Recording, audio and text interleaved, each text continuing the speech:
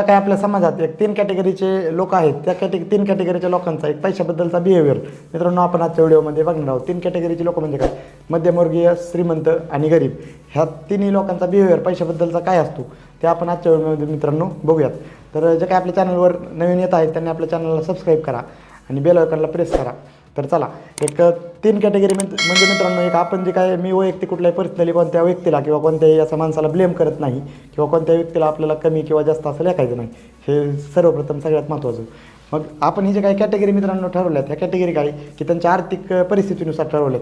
म्हणजे काय की एक गरीब म्हणजे काय की ज्याचा काही इन्कम आहे त्या इन्कमपेक्षा खर्च जास्त आहे. म्हणजे सपोज त्यांचं एक 5,000 रुपये महिन्याला इन्कम आहे, 5,000 रुपये त्यांचं उत्पन्न आहे फॅमिलीचं, आणि फॅमिलीमध्ये एक 6,000 ते 7,000 रुपये खर्च आहे आणि त्यांच्या मागं कोणतीही प्रॉपर्टी नाही, त्यांना आपण गरीब म्हणतो.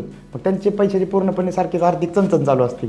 मध्यमवर्गीय म्हणजे काय की ज्यांच्याकडे एक थोडी बहुत प्रमाणात संपत्ती आहे, ज्यांचं काही उत्पन्न आहे त्या उत्पन्नाच्या तुलनेत तेवढा खर्च पण होतो आणि म्हणजे बाकी सगळं ठीकठाक चालू असतं, त्यांना आपण मध्यमवर्गीय म्हणतो.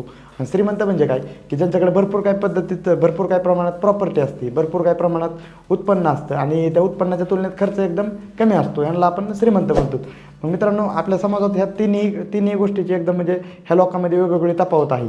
पहिल्यापासून आपण म्हणतो गरीब राहत चाललेत, श्रीमंत होत चाललेत आणि मध्यमवर्गीय हळूहळू कुठेतरी गरीब होतात किंवा तसेच राहतात. म्हणजे ह्या 3 जी कॅटेगरी आहेत, ह्या तिन्ही कॅटेगरीतनं एक चेंज शक्यतो प्रत्येक लोक होत नाहीत.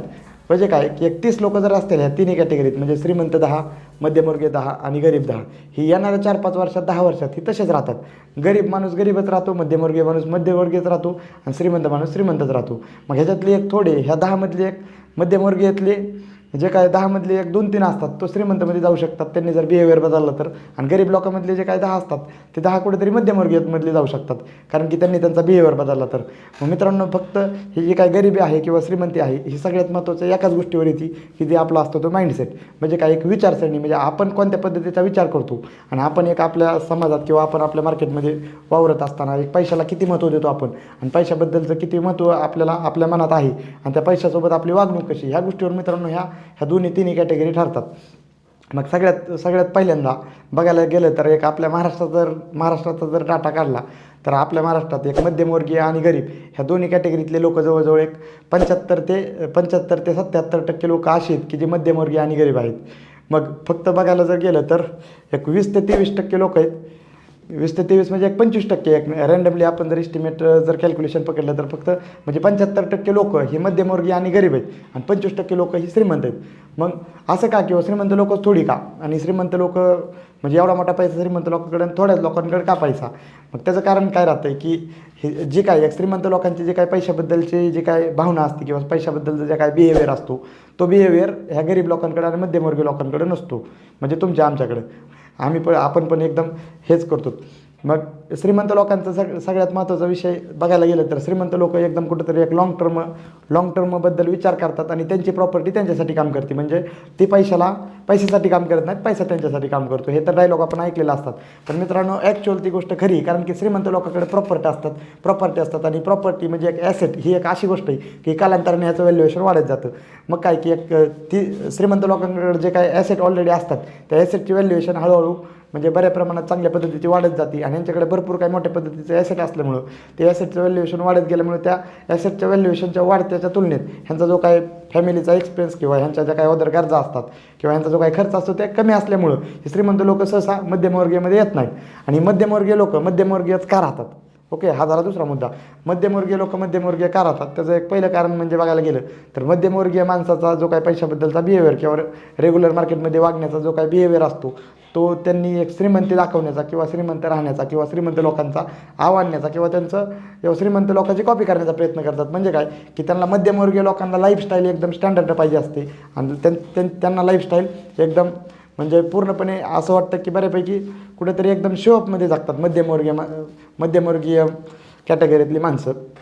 मग त्यांचं जर सपोज त्यांच्या फॅमिलीत जर महिन्याला जे 25,000 ते 30,000 रुपये जर उत्पन्न येत असेल मध्यमवर्गीयमध्ये, तर ते 25,000 ते 30,000 त्यांच्याकडे एकतर फोर व्हीलर असते, फोर व्हीलरचा EMI असतो किंवा मोठा एखादा बंगला असतो, त्या बंगल्याचं होम लोन असतं, त्या होम लोनमध्ये EMI जातो. परत फोर व्हीलरच्या ह्याच्यामध्ये फोर व्हीलरचं हप्ते असतात त्याच्यामध्ये EMI जातो आणि त्यांची जी काय फॅन्सी जी लाईफस्टाईल असते त्या फॅन्सी लाईफस्टाईलचा मेंटेनन्स जास्त असल्यामुळं त्यांच्याकडे उत्पन्न पण बऱ्यापैकी येतं गरीब माणसाच्या तुलनेत जास्त.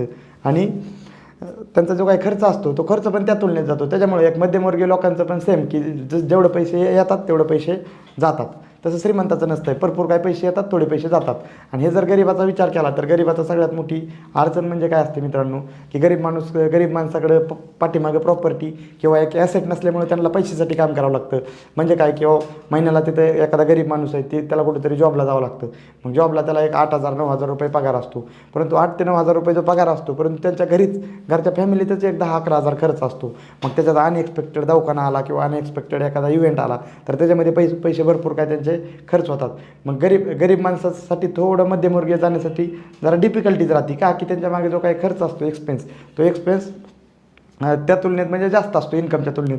मग ह्या ज्या काही तिन्ही कॅटेगरी आहेत, मग मी हा व्हिडिओ जो बनवला आहे ही एक मध्यमवर्गीय आणि गरीब ह्या दोन्ही कॅटेगरीतल्या लोकांसाठी बनवला आहे.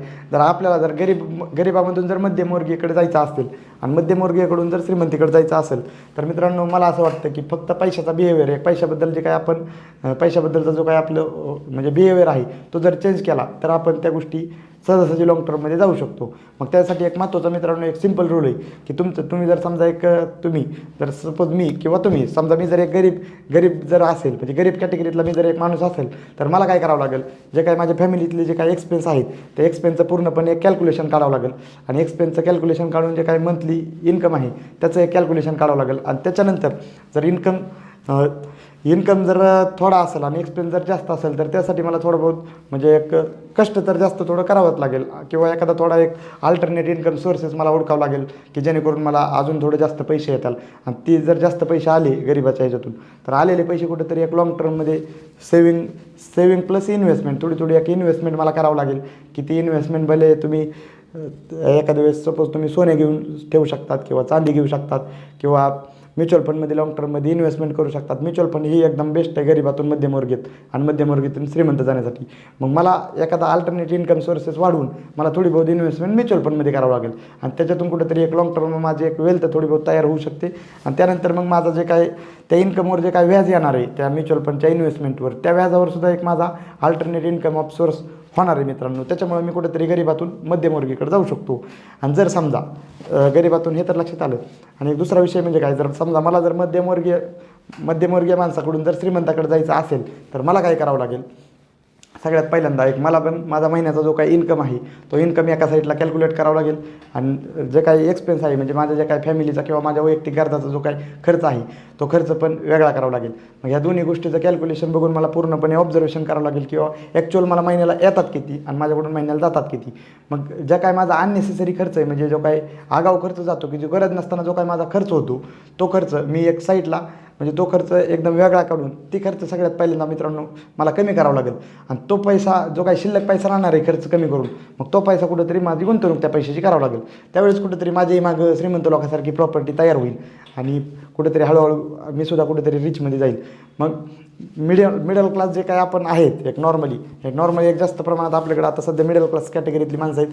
मग मिडल क्लाससाठी मला असंच वाटतं की आपला जो काही खर्च आहे किंवा खर्च काही जणाकडे इन्कम येतात 10-5 रुपये ते सेव्हिंग करतात परंतु ती सेव्हिंग कुठेतरी वेगळ्या ठिकाणी एखादा इव्हेंट असला किंवा काहीतरी वेगळं असलं तर ती खर्चून जातात. मग त्यापेक्षा मग आपण जर एक थोडी बहुत मध्यमवर्गीय माणसातले जर असताल आपण तर थोडी बहुत एक इन्व्हेस्टमेंटला प्रायमरी दिली पाहिजे तुम्ही. आणि थोडी इन्व्हेस्टमेंट म्युच्युअल फंडमध्ये जर सुरू केली तर एक म्युच्युअल फंड ही एकदम मित्रांनो असा एकच मार्ग आहे की जे तुम्हाला मध्यमवर्गीयकडून श्रीमंतीकडे जाऊ शकतो. कारण की श्रीमंत लोकांकडे तर ऑलरेडी प्रॉपर्टी असतात. मग आपल्या मध्यमवर्गीय लोकांना डायरेक्ट 15 लाख 20 लाख किंवा 10 लाख हे असं कुठेतरी जमीन घ्यायची असेल किंवा कुठेतरी एखादा फ्लॅट घ्यायचा असेल तर एकदम मोठा पैसा आपल्याला भरपूर लागतो. मग तो तर पैसा जर आपल्याकडे अवेलेबल जर एकदम होत नसेल तर आपल्याला तसा मोठा जर पैसा बनवायचा असेल तर आपल्याला कुठेतरी थोडी इन्व्हेस्टमेंट आत्ताच करत चालावं लागेल. मग थोडी इन्व्हेस्टमेंट जर आपण लॉंग टर्ममध्ये केली तर परत जर मोठा पैसा जर आपल्याकडे झाला तर त्या मोठ्या पैशाला जे काही येणारं व्याज आहे त्या व्याजावर आपण कुठेतरी आपला खर्च भागवून आपण ही श्रीमंत माणसासारखं एकदम रिलॅक्स राहू शकतो. मित्रांनो असंच आहे की हे जे काही 2-3 कॅटेगरी आहेत ह्या आपल्याला जर एका कॅटेगरीतनं जर दुसरीकडे जायचं असेल आणि जे काय श्रीमंत माणसं आहेत ह्यांना तर ऑलरेडी पैशाबद्दलचा बिहेवियर माहीत असतो. कारण की मी हा व्हिडिओ ॲक्च्युली त्यांच्यासाठी बनवला आहे. माझा हा व्हिडिओचा सगळ्यात महत्त्वाचा फोकस जो आहे ते गरीब आणि मध्यमवर्गीय लोकांकडे आहे. कारण की मी सुद्धा एक गरीब फॅमिलीमधूनच बिलॉंग करतो. मग हा जे काही सगळ्यात महत्त्वाचा मित्रांनो विषय आहे की माझं असं म्हणणं आहे की जर तुम्हाला कॅटेगरी जर चेंज करायची असेल तर तुम्हाला तुमच्या आयुष्यात इन्व्हेस्टमेंटला प्रायमरी द्यावाच लागेल. जर तुम्हाला जर एकदम शिस्तबद्ध जर तुम्ही इन्व्हेस्टमेंट तुमच्या लाईफमध्ये सुरू केली तर तुम्ही कुठेतरी तुमची कॅटेगरी चेंज होऊन श्रीमंतीकडे 100% वाटचाल करणार आहात.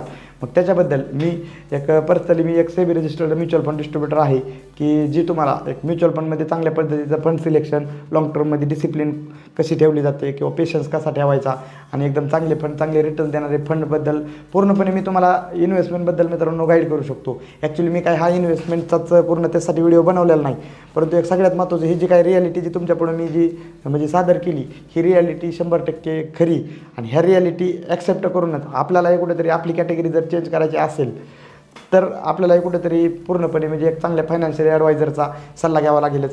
आणि एक म्युच्युअल फंडबद्दल जर काही इन्व्हेस्टमेंटबद्दल तुम्हाला जर काय स्टार्टअप करायचं जर असेल तर तुम्ही आम्हाला कनेक्ट होऊ शकतात. मी स्क्रीनवर नंबर देतो, त्या नंबरला तुम्ही कॉल करा जर काही इन्व्हेस्टमेंटबद्दल गायडन्स पाहिजे असतात.